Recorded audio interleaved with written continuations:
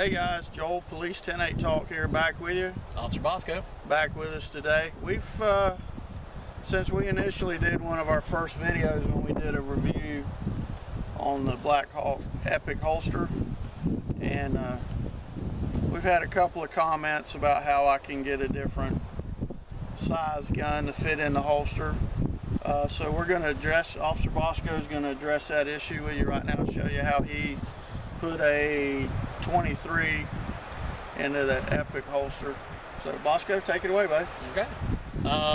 We had some questions concerning the Epoch holster, concerning how I did my conversion, if you will, to get it to fit a 19.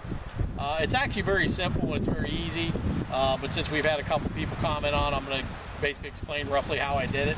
And also, Blackhawk people are watching, I know exact way they can actually modify this to where it'll fit a 19 or a 23. So I'm going to come up with, give you that as well. Give us a second, we got a good coming through. Wow. It's a windy day in beautiful Florida. I'm not complaining, no bugs. But anyways, essentially these Epoch holsters, they're basically for the full size. They only make them for basically the 17, the 22, and the 33, which are the full size. I think they're starting to make them for the M&Ps now too. But essentially what I did was actually fairly simple. I have a TLR 1 light on mine. Okay, and the bevel, basically what I did was I adapted it so the flashlight would basically hit. What I finally used was actually a piece of rubber that's about 1 inch thick, and I cut off a piece about that long, about 1.5 to 2 inches. And what it does is when it goes into the holster, that's what it butts up against, and that's what keeps it from going too far in. It's basically that rubber piece. Okay, this is also some high grade, really high density foam that you can use as well. The only problem with this is I wonder over time if this is going to give a little bit too much. That's why when I decided on the hard rubber piece, which you might be able to go to Lowe's or Home Depot and find something you can use that will work basically with it. But essentially that's all I did. What I did was I basically cut out, like I said, cut out the piece. It's got to be about 1 inch thick, which that's roughly about 1 inch, give or take. I cut off a piece about 1 inch and a half, maybe 2 inches. And then what I did, which I don't know if you can see it, was essentially I glued it to the bottom of the holster, so where the light's at. You glued it to where the bezel of the flashlight would hit. So it's down here in this bottom area. Yeah. What I did was I used basically mounting tape. Basically put it on the bottom, pressed it down real hard to get it to fit into place. Then what I did is you have a crack on the other side, which is where the pinch retention's at. And what I did was then I basically, this crack right there, is I just hit it with about 4 pounds of Gorilla Glue, super glue, and basically just let it sit for a week. And it bonded up really good between the mounting tape holding it and that holding it. I don't think that thing's ever going to go anywhere. Okay, so now by doing that and raising the pistol up into the holster, yeah, your retention still works, correct? Retention still works. The retention actually works before, but the problem you're running into is the pistol went too far down in. So you couldn't get a good hold on it. You wanted it a little bit higher so you can get the full grip. The pistol went down too far, but just by doing this little modification, because really that's the only place you could do that. The channel where the pistol's at up here, there's really no way to do it, but this is how I could suggest a Blackhawk thing get around that if they wanted to modify these or make a modification. You can make a piece that attaches here at the retention screw, that what it would do is basically fill this hole and then have like a piece go in to where it's long enough where a 23, it'll hit, the barrel will hit it.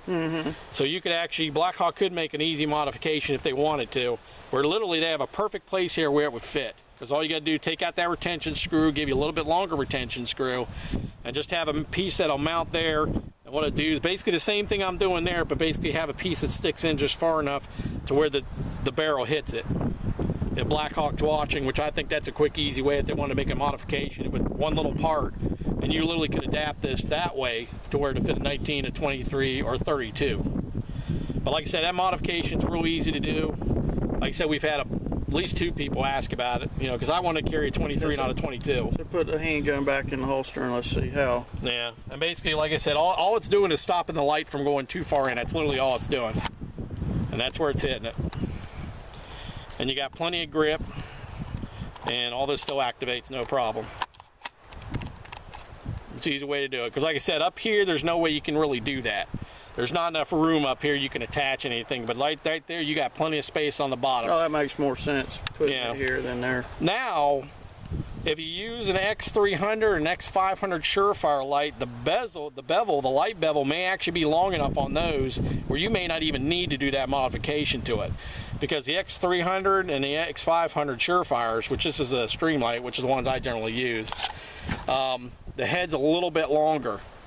And you may, if you get the longer ones, you may not even have to do that modification to get it work. You may just get the flashlight with the longer bevel on, and that may actually work and solve that problem where you only have to modify it. But that's basically the quick and easy way I did it. It took me about 20 minutes. Like I said, I let that sit for a good week just to make sure it was good and rock solid in there.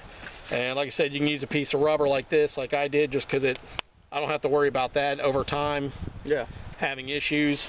Or like I said, this is real hardcore foam. The only problem I have with this is I was wondering over time if this was going to compress too much and you're going to have problems with it.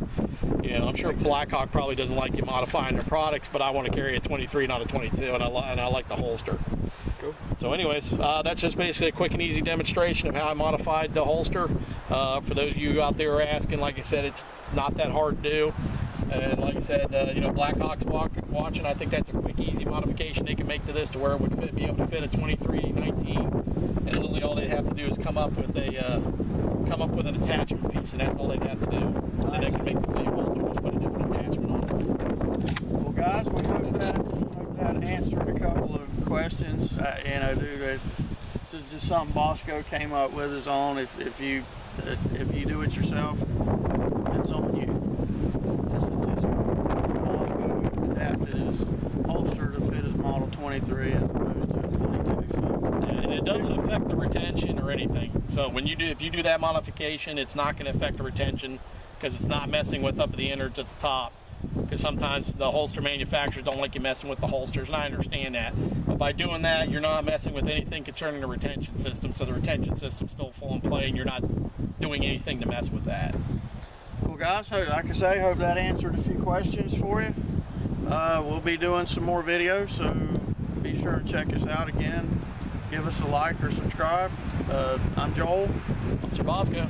Come back and see us, and be safe. Watch yourself.